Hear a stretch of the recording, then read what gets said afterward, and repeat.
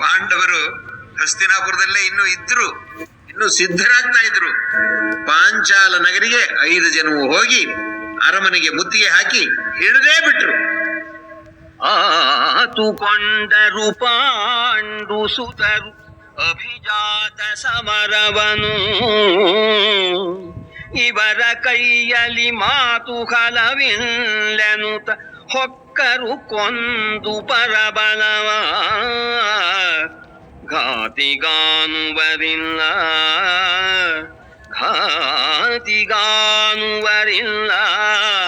ದೊರೆಯನುದಾತನದು ಮುತ್ತಿದರು.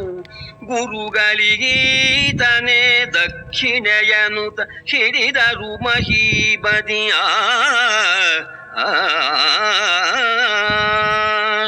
ಗುರುಗಳಿಗೆ ಈತನೇ ದಕ್ಷಿಣೆ ಎನ್ನುತ್ತಾ ಹಿಡಿದರು ಅಂತ ಹೇಳ್ತಾ ಇದ್ದಾನೆ.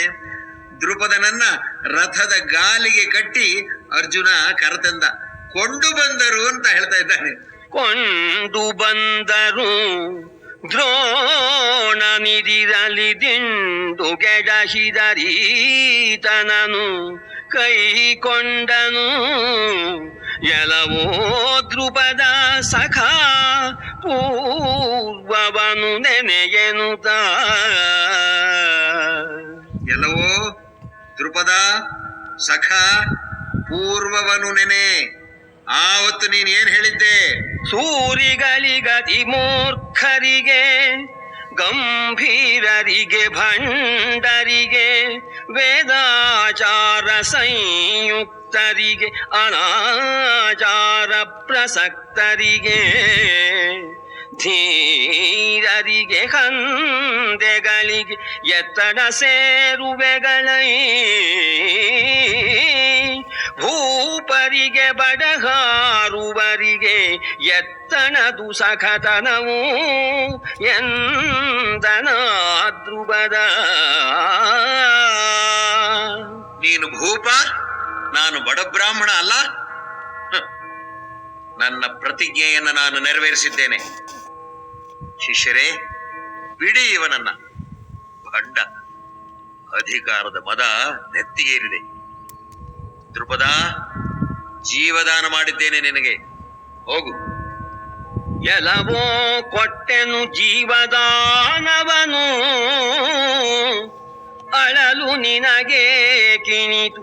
ಸಾಹಸದಳವಿಯಲಿ ನೀನೆರಕು ಹಗೆಯನು ಭಂಡ ಹೋಗೆಂದು. ನೀ ಹೇಳಿದ ಪ್ರಕಾರ ನಿನ್ನ ರಾಜ್ಯದಲ್ಲಿ ಅರ್ಧವನ್ನ ನಾನು ಕೊಟ್ಟಿದ್ದೇನೆ. ಮರಳು. ಕಳೆದು ಕೊಟ್ಟೆನು ನಿನ್ನ ರಾಜ್ಯದ ನೆಲದೊಳರ್ಧವನಿತ್ತು ನೀ ನಡೆ ಬಳಿಕಲೆಂದು ಒಡಬಡಿಸಿ ದ್ರುಪದನ ಬಿಟ್ಟನ ದ್ರೋಣ.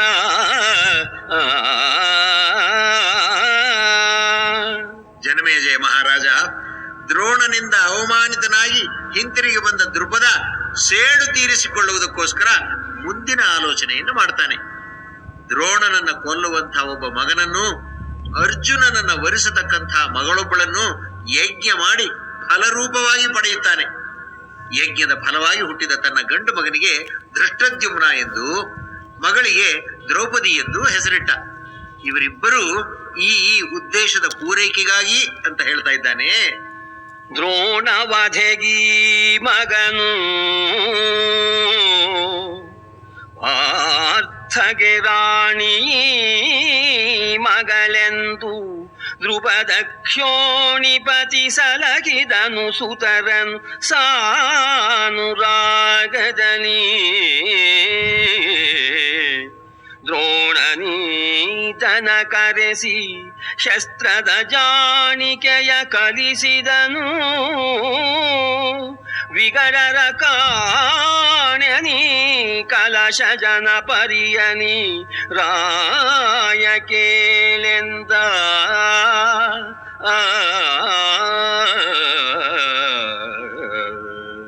ಆದರೆ ಜನಮೇಜಯ, ಏನಾಶ್ಚರ್ಯ! ಮನುಷ್ಯರ ರೀತಿ ಹೀಗೆ ಅಂತ ಹೇಳುವುದೇ ಕಷ್ಟವಪ್ಪ ಅಂದರು ವೈಶಂಪಾಯನರು. ಯಾಕೆ ಯಾಕೆ ಹೀಗನ್ತಾ ಇದ್ದೀರಿ ಅಂತ ಜನಮೇಜಯ ಕೇಳ್ತಾನೆ. ಮೊದಲು ದೃಪದ ದ್ರೋಣರಿಗೆ ಮಾತು ಕೊಟ್ಟು ಅದನ್ನ ಮರೆತದ್ದು ಮೊದಲ ತಪ್ಪು. ಮನೆ ಬಾಗಿಲಿಗೆ ಬಂದು ಜ್ಞಾನವೃದ್ಧರು, ಶಸ್ತ್ರ ಶಾಸ್ತ್ರ ವಿದ್ಯಾ ಪಾರಂಗತರು ನಿಂತು ನೋಡಬೇಕು ಬಾಲ್ಯದ ಸ್ನೇಹಿತ ಅಂತ ಹೇಳಿ ಕಳಿಸಿದ್ರೆ, ರಾಜನಾಗಿದ್ದುಕೊಂಡು ಯಾರು ಇರಬಹುದು ಅಂತ ಯೋಚಿಸದೆ ಅವಮಾನವಾಗುವ ರೀತಿಯಲ್ಲಿ ಭಂಗಿಸಿದ್ದು ದೃಪದನ ಎರಡನೇ ತಪ್ಪು. ಅನಂತರ ದ್ರೋಣರೇ ಎದುರಿಗೆ ಬಂದು ನಿಂತಾಗಲೂ ಕೂಡ ಸುಮಾರು 8-10 ವರ್ಷಗಳ ಹಿಂದೆ ಇದ್ದ ಗಾಢ ಸ್ನೇಹವನ್ನ ಮರೆತು ಅವಮಾನ ಮಾಡಿ ಹೀನಾಮಾನ ಅಂದದ್ದು ಮೂರನೇ ತಪ್ಪು. ಪ್ರಜಾ ಸಂರಕ್ಷಕನಾಗಿರಬೇಕಾದ ರಾಜ, ಧಾರ್ಮಿಕನಾಗಿ ಇರಬೇಕಾದ ರಾಜ, ಸತ್ಯಕ್ಕೆ ಧರ್ಮಕ್ಕೆ ಕಟ್ಟು ಬಿದ್ದಿರಬೇಕಾದ ರಾಜ ಇದನ್ನ ನಡೆಸದೆ ತಪ್ಪಿದ್ದಕ್ಕೆ ದ್ರೋಣರು ಶಿಕ್ಷೆ ಕೊಟ್ರು. ಶಿಕ್ಷೆ ಭಾರಿ ಆಯಿತು ಅನ್ನಬಹುದು. ತಪ್ಪಿಗೆ ಶಿಕ್ಷೆ ಆಯಿತು ಅಂದುಕೊಂಡು ಜಿದ್ದನ್ನ ಸೇಡನ್ನ ದೃಪದ ಅಲ್ಲಿಗೆ ಕೈ ಬಿಡಬಹುದಿತ್ತು. ಯಜ್ಞ ನಡೆಸಿ ತಪಸ್ಸು ಮಾಡಿ ದ್ರೋಣರನ್ನ ಕೊಲ್ಲುವಂತಹ ಮಗನನ್ನ ಪಡೆಯುತ್ತಾನಂತೆ. ರಥದ ಗಾಲಿಗೆ ಕಟ್ಟಿ ಬಿಗಿದು ಎಳೆದುಕೊಂಡು ಹೋಗಿ ಅರ್ಜುನ ತನ್ನನ್ನ ದ್ರೋಣನ ಮುಂದೆ ಹಾಕುತ್ತಾನೆ. ಅಂತಹ ಅರ್ಜುನನನ್ನ ವರಿಸುವಂತಹ ಕನ್ಯೆಯನ್ನ ತಪಸ್ಸು ಮಾಡಿ ಯಜ್ಞ ಮುಖೇನ ಪಡೆಯುತ್ತಾನೆ. ದ್ರೋಣನು ತನ್ನನ್ನು ಕೊಲ್ಲುವುದಕ್ಕೆಂದೇ ದೃಪದ ಪಡೆದ ಮಗ ಧೃಷ್ಟದ್ಯುಮ್ನನ್ನ ಕರೆಯಿಸಿಕೊಂಡು ಅವನಿಗೆ ಧನುರ್ವಿದ್ಯೆಯನ್ನು ಕಲಿಸ್ತಾನಂತೆ. ದ್ರೋಣನೀತನ ಕರೆಸಿ ಶಸ್ತ್ರದ ಜಾಣಿಕೆಯ ಕಲಿಸಿದನು. ವಿಗಡರ ಕಾಣೆನಿ ಕಲಶ ಜನ ಪರಿಯನಿ ರಾಯ ಕೇಳೆಂದ.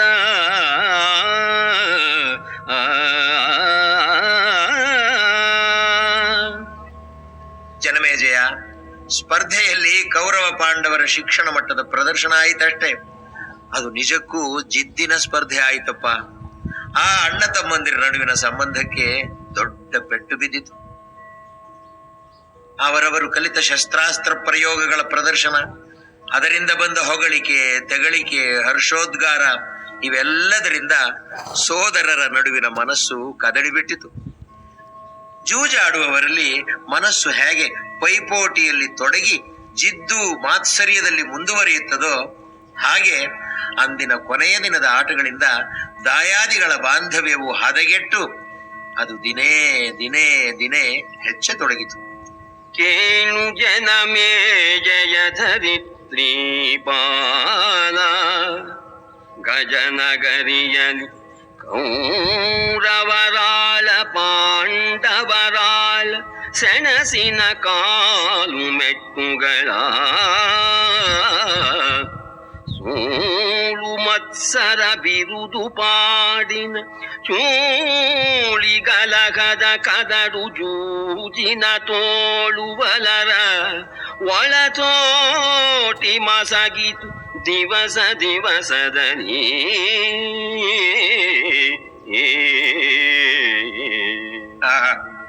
ಬೀದಿಯ ಜಗಳದ ಕಾವು ಮನೆಯೊಳಕ್ಕೆ ಪ್ರವೇಶಿಸಿದಂತೆ ಆಯಿತು ಅನ್ನುತ್ತಾನೆ ವೈಶಂಪಾಯನ. ಬೀದಿಗಳ ಕದಡು ಬೀಡಿನಲೈದೆ ಹಬ್ಬಿತು,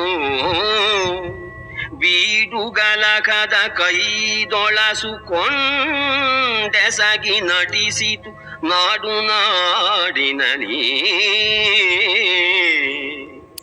ಆದುದೆರಡರ ಶಿವಪುರಿಗೆ ಹೊರ ಜಗಳ ಮನೆಯೊಳಗೆ ಬಂದು ಮನೆಯೊಳಗಿನ ಜಗಳ ಬೀದಿಗೆ ಬಂದಿತು. ಬರಿಯ ರಾಜಧಾನಿಯಲ್ಲಿ ಮನೆ ಮಾತಾಯಿತು ಮಾತ್ರವಲ್ಲ, ನಾಡು ನಾಡಿಗೂ ಹಬ್ಬುತ್ತದೆ. ರಾಜಧಾನಿ ಹಸ್ತಿನಾಪುರ ಒಡೆದು ಇಬ್ಬಾಗವಾಗುತ್ತದೆ ಅಂತ ದೇಶದ ಜನ ತಮ್ಮ ತಮ್ಮಲ್ಲಿಯೇ ಆಡತೊಡಗಿದರಂತೆ. ಆದುದೆರಡರ ಶಿವಪುರಿಗೆ ಕಾಳಾದುರಿಂದೇನೆಂದು ಪುರಜನ ವೈದೆ ಹೆದರಿದು. ಭೀಮ ದುರ್ಯೋಧನರ ಹೋರಟೆಯೇ ಪ್ರಜೆಗಳು, ಪ್ರಜಾಪ್ರತಿನಿಧಿಗಳು, ಜನರ ಮುಖಂಡರು ಅರಮನೆಯಲ್ಲಿನ ಈ ದಾಯಾದಿ ಕಲಹ ಹೆಚ್ಚುತ್ತಿರುವುದನ್ನ ಕಂಡು ಚಡಪಡಿಸುತ್ತಿದ್ದರಂತೆ. ಪಾಪ, ಅವರು ಆಡಿಕೊಳ್ತಿದ್ದ ಮಾತುಗಳನ್ನ, ಅವರ ಯೋಚನೆಗಳನ್ನ ಕೇಳು ಜನಮೇಜಯ.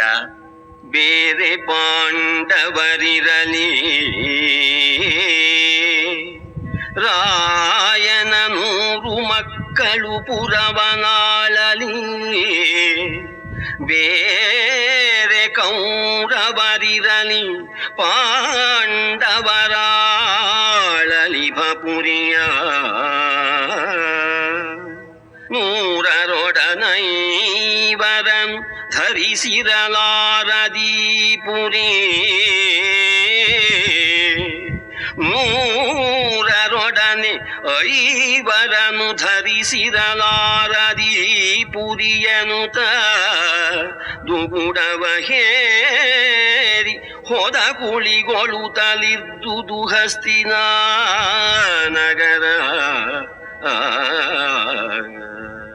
ಇಡೀ ನಗರವೇ ಹೇಳ್ತಾ ಇತ್ತಂತೆ, ಹೌದು, ಪಾಂಡವರು ಬೇರೆ ಇರಲಿ, ಧೃತರಾಷ್ಟ್ರನ 100 ಮಕ್ಕಳು ರಾಜ್ಯಭಾರವನ್ನು ಮಾಡ್ಲಿ. ಹಾಗೆ ಬೇಡ ಅಂದರೆ 100 ಮಕ್ಕಳು ಬೇರೆ ಇರಲಿ, ಪಾಂಡವರ ರಾಜ್ಯವನ್ನಾಳಲಿ. 105 ಜನರನ್ನ ಒಂದೇ ಕಡೆ ಕೂರಿಸಿ ಈ ರಾಜಧಾನಿ ಹೊರಲಾರದು ಅಂತ ಚಡಪಡಿಸುತ್ತಿದ್ದರಂತೆ. ಒಂದು ದಿನ ಸುಯೋಧನ ತನ್ನ ಆಪ್ತರಾದ ಶಕುನಿ, ಕರ್ಣ, ತಮ್ಮನಾದ ದುಶ್ಯಾಸನ, ಭಾವ ಜಯದ್ರಥ ಇವರನ್ನೆಲ್ಲ ಕರೆದು ಏಕಾಂತದಲ್ಲಿ ಒಂದು ಸಮಾಲೋಚನೆಯನ್ನು ಮಾಡ್ತಾನಂತೆ. ಆ ಹೊತ್ತು ಭೀಮಾರ್ಜುನರು ದ್ರುಪದನನ್ನ ಹಿಡಿದು ತಂದು ಗುರುವಿಗೆ ಗುರುದಕ್ಷಿಣೆಯಾಗಿ ಕೊಟ್ಟು ಬಿಟ್ಟರು. ನಮಗೆ ಅಂದು ಭೀಮಾರ್ಜುನರು ದ್ರುಪದನ ತಂದು ದಕ್ಷಿಣೆಯಿತ್ತು ಗುರುವಿಗೆ ಸಂದರೈ. ಅಂದು ಭೀಮಾರ್ಜುನರು ದ್ರುಪದನ ತಂದು ದಕ್ಷಿಣೆಯಿತ್ತು ಗುರುವಿಗೆ ಸಂದರೈ. ಸಮರದಲ್ಲಿ ಪರಿಭವವಾಯಿತು ತಮಗೆಂದ.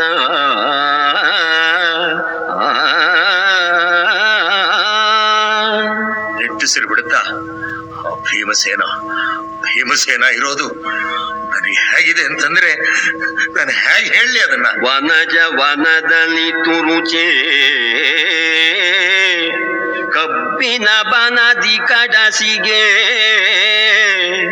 ಚೂತಮಯ ಕಾನನದಿ ಬೊಬ್ಬುಲಿ ಭೀಮಸೇನನ ಇರವು ತಮ್ಮೊಳಗೆ. ಕರ್ಣ, ಆ ಭೀಮ ಇರೋದು ಕಬ್ಬಿನ ತೋಟದಲ್ಲಿ ನಸ್ಕೋನಿ ಇದ್ದ ಹಾಗೆ ಕಣೋ, ಮಾವಿನ ತೋಟದಲ್ಲಿ ಬಬ್ಳಿ ಮುಳ್ಳಿದ್ದ ಹಾಗೆ ಕಣೋ. ಅದೇ ನೋಡು ಧರ್ಮರಾಜ, ಅರ್ಜುನ, ಆ ಅವಳಿ ಸೋದರರು, ನಕಲ ಸಹದೇವರು, ಅವರ ವಿಷಯದಲ್ಲಿ ನನಗೆ ಹಾಗಲ್ಲ. ಇನಿತು ಪಾರ್ಥನ ಮೇಲೆ ಯಮಲರ ಜಿನುಗಿದಲಿ ಜಾರೆನು. ಇನಿತು ಪಾರ್ಥನ ಮೇಲೆ ಯಮಲರ ಜಿನುಗಿನಲಿ ಜಾರೆನು. ಯುಧಿಷ್ಠಿರ ಜನಪನಾಗಲಿ ಮೇನು ಮಾಡಲಿ ಭೀತಿಯಿಲ್ಲೆಂದ. ಮಾವ, ಯುಧಿಷ್ಠಿರ ರಾಜನಾಗಲಿ ಬಿಡ್ಲಿ, ನನಗೆ ಅದರ ಬಗ್ಗೆ ಕಾಳಜಿನೇ ಇಲ್ಲ. ಇವರ ಹತ್ರ ಹೊಂದ್ಕೊಂಡು ಹೋಗೋದು ಅನ್ನೋ ಮಾತು ಇನ್ನೂ ನಡೆಯೋದಿಲ್ಲ ಮಾವ, ನಡೆಯೋದಿಲ್ಲ. ಇಬ್ಬರಿಗೂ ಕದನವೇ ಕೈಗಟ್ಟದೆ. ಕಾದಿರೋ ಬಲಿಷ್ಠ ದುರ್ಬಲನಾಗ್ಬಿಡ್ತಾನೆ, ದುರ್ಬಲ ಜಿಗಿದೆದ್ದು ಜಯ ಗಳಿಸ್ಬಿಡ್ತಾನೆ. ವಿಧಿಯ ಆಟ ಹೀಗೆ ಅಂತ ಅನ್ನೋದಕ್ಕಾಗೋದೇ ಇಲ್ಲ. ಕಾರಣ ನೀನೇ ನೋಡ್ದೆ, ಈ ಭೀಮನಿಗೆ ಹಾಲಾಹಲ ವಿಷವನ್ನ ಆಹಾರದಲ್ಲಿ ಬೆರೆಸ್ಕೊಟ್ರೆ ಅದೂ ಜೀರ್ಣ ಆಗಿ ಅವನ ಹೊಟ್ಟೆ ಹಸು ಹೆಚ್ಚಾಗ್ಬಿಡ್ತಲ್ಲಯ್ಯ. ನಮ್ಮ ಪಾಲಿನ ವಿಧಿ ನಮ್ಮನ್ನ ಹೇಗೆ ಆಡಿಸ್ತಾ ಇದೆ ನೋಡು. ಈ ದಾಯಾದಿಗಳ ಜೊತೆ ಸದರದಿಂದ ಇರೋದು ಖಂಡಿತವಾಗ್ಲೂ ಇನ್ನು ಮುಂದಿಲ್ಲ. ಹೌದು, ಆಗೋದಿಲ್ಲ. ಹಾಗೆ ದುರ್ಯೋಧನ ತುಂಬಾ ದುಗುಡದಿಂದ ಹೇಳ್ತಾ ಇದ್ದಾನಂತೆ. ಇದನ್ನ ಕಂಡ ಅವನ ಆಪ್ತ ಕರ್ಣನಿಗೆ ಸುಮ್ಮನೆ ಇರೋಕ್ಕಾಗ್ಲಿಲ್ಲ. ಅವನಿಗೆ ಯಾವಾಗಲೂ ಅರಸನನ್ನ ತೃಪ್ತಿಯಿಂದ ಇಡಬೇಕು ಅಂತ. ಅರಸ, ಚಿಂತಿಸಬೇಡ, ಈ ಪಾಂಡವರ ಗೋಣನ್ನ ಮುರಿದು ಹಾಕಿಬಿಡ್ತೇನೆ, ಕಡಿದು ಭೂತಗಳಿಗೆ ಬಲಿ ಹಾಕಿಬಿಡ್ತೇನೆ. ಚಿಂತೆ ಮಾಡಬೇಡ, ಬೇಡ ಬೇಡ ಬೇಡ. ಒಂದು ನಿಮಿಷದಲ್ಲಿ ಆ 5 ಬಲಿ ಹಾಕಿಬಿಡ್ತೇನೆ. ಚಿಂತೆ ಬೇಡ ಬೇಡ ಬೇಡ. ಒಂದು ನಿಮಿಷದಲ್ಲಿ ಆ ಐವರನ್ನು ಬಲಿ ಹಾಕಿ ಬಿಡ್ತೇನೆ. ಮಾಡು ಕರ್ಣ, ಹೋಗು ಅಂತ ಆಜ್ಞೆ ಮಾಡು, ಸಾಕು, ಅಷ್ಟೇ. ಹೊಡೆದು ಹೊಡೆ ಚಂಡಾಡಿ ರಿಪುಗಳ ಗಡನವನು ಯಮರಾಜಧಾನಿಗೆ ನಡೆಸುವೆನು. ಅರಸ ರಿಪುಗಳ ಗಡನವನು ಯಮರಾಜಧಾನಿಗೆ ನಡೆಸುವೆನು. ನೀ ನೋಡುತ್ತಿರು ಸಾಗೊಂದು ನಿಮಿಷದಲ್ಲಿ ಕೊಡು ತನಗೆ ನೇಮವನು ದುಗುಡವ ಬಿಡು. ಮನಸ್ಸಿನ ಕಂಡು ಕುಂದನು ಹಿಡಿಯದಿರು. ಗುರುರಾಯ ಚಿತ್ತೈಸು ಎಂದನ ಕರ್ಣ. ಅಷ್ಟು ಹೇಳಿ ಬಡಾಯಿ ಕೊಚ್ಚಿ ಬಾಯಿ ಮುಚ್ಚಿಕೊಂಡಿರ್ಬೋದಾಗಿತ್ತು ಕರ್ಣ. ಅಷ್ಟಕ್ಕೆ ನಿಲ್ಲಿಸಲಿಲ್ಲ ಸುಯೋಧನ. ವಿದುರ ಭೀಷ್ಮಾದಿಗಳು ನಿನ್ನಯ ಸದನದೊಳಗುಂದು ಪರರಭ್ಯುದಯವನೆ ಬಯಸುವರು.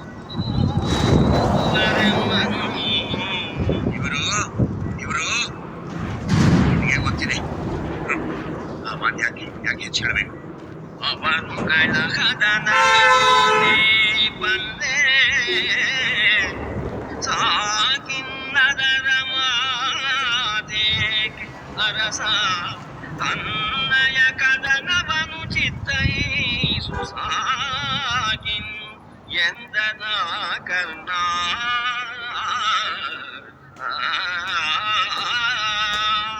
ಇದನ್ನು ಕೇಳಿ ಶಕುನಿ ಹೇಳ್ತಾನೆ, ಸಹಜ, ಸರಿ ಅಂತ ಕಾಣುತ್ತೆ ಕರ್ಣ ಹೇಳ್ತಾ ಇರೋದು. ಆದರೆ ಸುಯೋಧನ, ಪಾಂಡವರು ಕಡು ಸಾಹಸಿಗಳು. ಅವರನ್ನ ಯುದ್ಧದಲ್ಲಿ ಗೆಲ್ಲುವುದು ಅನ್ನುವುದು ಸಾಧ್ಯವೇ ಇಲ್ಲ. ಹಾಗಾದ್ರೆ ಏನು ಉಪಾಯ? ಇವರನ್ನ ಹೇಗೆ ಮುಗಿಸ್ಬಿಡೋದು? ಉಪಾಯ ಇದೆ. ಕುಹಕೋಪಾಯದಲ್ಲಿ ಇವರನ್ನ ಮುಗಿಸಿಯೇ ಬಿಡಬಹುದು ಅಂತ ಹೇಳ್ತಾರೆ. ಭೀಮ ಸಾಮಾನ್ಯ ಅಲ್ಲ ಸುಯೋಧನ. ಶಕುನಿಯ ಮಾತನ್ನು ಕೇಳಬೇಕು. ಹೇಗೆ ಇವರನ್ನ ಚೆನ್ನಾಗಿ ಆಳದಿದ್ದ ಶಕುನಿ ಅನ್ನೋದು ನಮಗಿಲ್ಲ, ಅವನ ಮಾತಿನಲ್ಲಿ ಗೊತ್ತಾಗುತ್ತೆ. ಈ ಭೀಮ ಸಾಮಾನ್ಯ ಅಲ್ಲ, ಅರ್ಜುನ ಅಸಾಮಾನ್ಯ.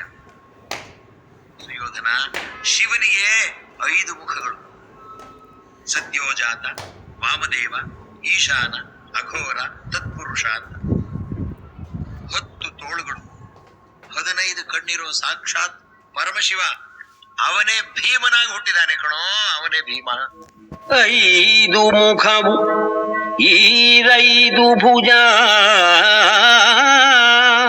15 ಕಂಗಳ ವಿಗಡ ರುದ್ರನು ಮೇದಿನಿಯ ಮೇಲೆ 1 ಶಿರ ಭುಜವೆರಡ ನಳವಡಿಸಿ ಆದಿಪುರುಷನು ಭೀಮ ಪೆಸರಿನಲೈದೆ ಜನಿಸಿದನು.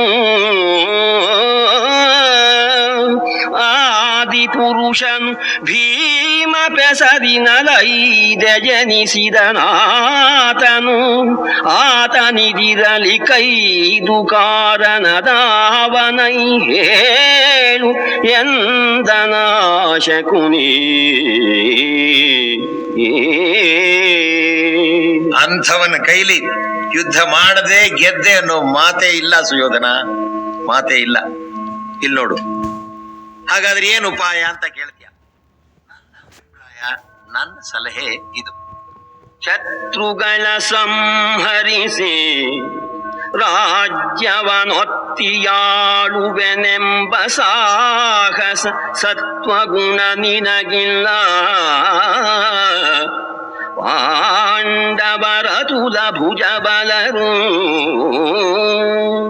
ಕೃತ್ರಿಮದ ಮುಖದಿಂದ ರಿಪುಗಳ ಕಿತ್ತು ಹಾಯಿಕಿ. ಕೃತ್ರಿಮದ ಮುಖದಿಂದ ರಿಪುಗಳ ಕಿತ್ತು ಹಾಯಿಕಿ ನೆಲನನು ಏಕಛತ್ರದಲ್ಲಿ ಸಲಹುವುದು ಮತ.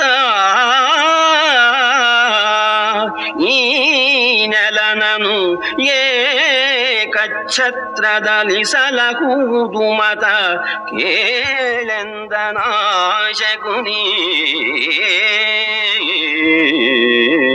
ಹೌದು, ಬಲ ಪ್ರದರ್ಶನವನ್ನ ಮಾಡಿ ಅವನನ್ನ ನಾಶ ಮಾಡ್ತೇನೆ ಅನ್ನೋ ಮಾತೇ ಇಲ್ಲ. ಪಾಂಡವರು ಮಹಾಪರಾಕ್ರಮಿಗಳು, ಮೋಸ ಮಾಡಿಯೇ ಅವರನ್ನ ಮುಗಿಸ್ಬೇಕು.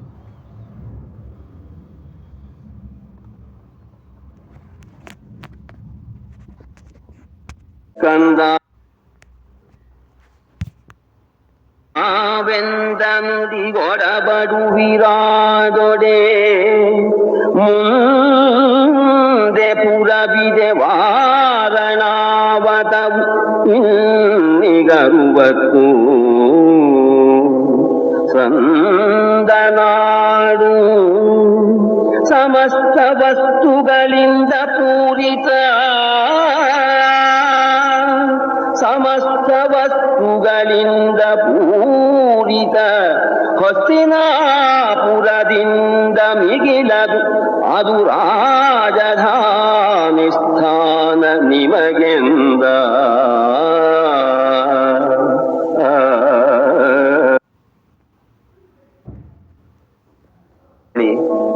ಇಲ್ಲಿಗೆ ಸಮೀಪದಲ್ಲೇ ಇದೆ ವಾರಣಾವತ, 60 ಪರಗಣ ದೂರ ಇದೆ.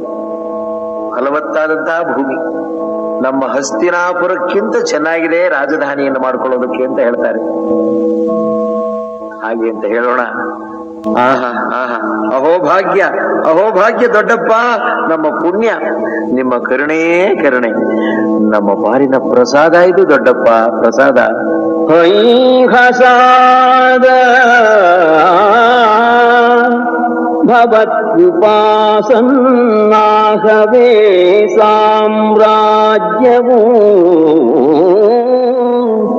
ಭವತ್ಕೃಪಾಸನ್ನಾಹವೇ ಸಾಮ್ರಾಜ್ಯವೂ ಆವುದನು ಹಿಸಿದೊಡೆ ಆ ಸ್ಥಿತಿಯೊಳಡಗಿಗೆವೆಂದು ವಿನಯದನಿ. ಜನಮೇಜಯ, ನಿನ್ನ ಮುತ್ತಜ್ಜಂದಿರು ಠಕ್ಕು ಠವಳಿ ಕಪಟ ಮೋಸ ಒಂದನ್ನೂ ತಿಳಿಯದವರಪ್ಪ, ಒಂದನ್ನೂ ತಿಳಿದವರು. ಪಾಪಿ ಧೃತರಾಷ್ಟ್ರ ಹೇಳಿದ್ದನ್ನೆಲ್ಲ ನಿಜ, ತಮ್ಮ ಅಭ್ಯುದಯಕ್ಕೆ ಹೇಳಿದಾನೆ ಅಂತ ನಂಬಿ ಗಾಹುಗತಕವನರಿಯದೆ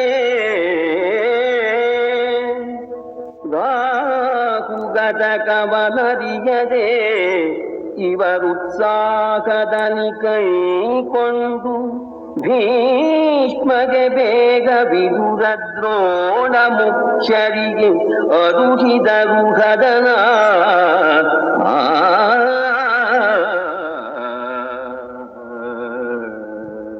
ಪರಮ ಸಂತೋಷದಿಂದ ಉಬ್ಬಿ ಓಡೋಡಿ ಹೋಗಿ ಭೀಷ್ಮರಿಗೆ ದ್ರೋಣರಿಗೆ ವಿದುರನಿಗೆ ಎಲ್ಲವನ್ನೂ ಹೇಳಿದರಂತೆ ಧೃತರಾಷ್ಟ್ರ ಹೇಳಿದ್ದನ್ನೆಲ್ಲ. ಧೃತರಾಷ್ಟ್ರ